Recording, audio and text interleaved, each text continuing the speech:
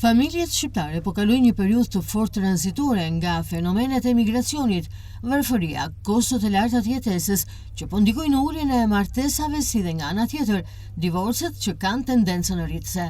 Të dhënat zyrtare të Instat tregojnë se vitin e kaluar kishte 16.120 martesa me rënje, 7.7% në krahasim me vitin 2023, ndërsa divorcet ishin 4.100, ose të ndryshe 65 më pak se në 2023.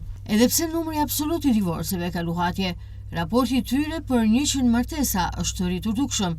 Në vitin 2021 për çdo 100 martesa kishte vetëm 15.8 divorce, ndërsa në 2024 ky raport arriti në rreth 25 divorce për 100 martesa, niveli më i lartë i 5 viteve të fundit. Por ndërkohë martesat po vinë gjithnjë më shumë në ulje, për faktorë që lidhen me emigracionin kryesisht dhe rënien e të rinjve që redukton bazën e popullsisë që martohet.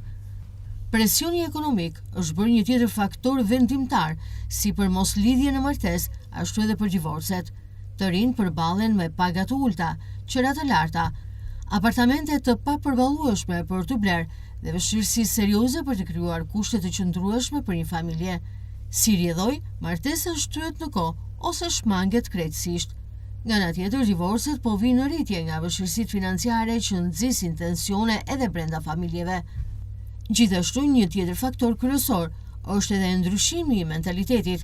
Të rinjt po përqendrohen më shumë më tepër tek karriera dhe pavarësia financiare, duke shtyrë martesën deri në një moshë më të vonë ose duke preferuar bashkëjetesën pa formalizim.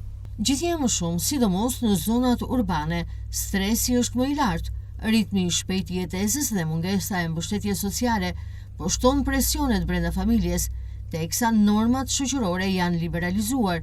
Stigma ndaj divorcit është dobësuar ndjeshëm. Sot divorci shihet si një zgjidhje e pranueshme dhe jo si dështim, gjë që e bën më të lehtë marrjen e këtij vendimi.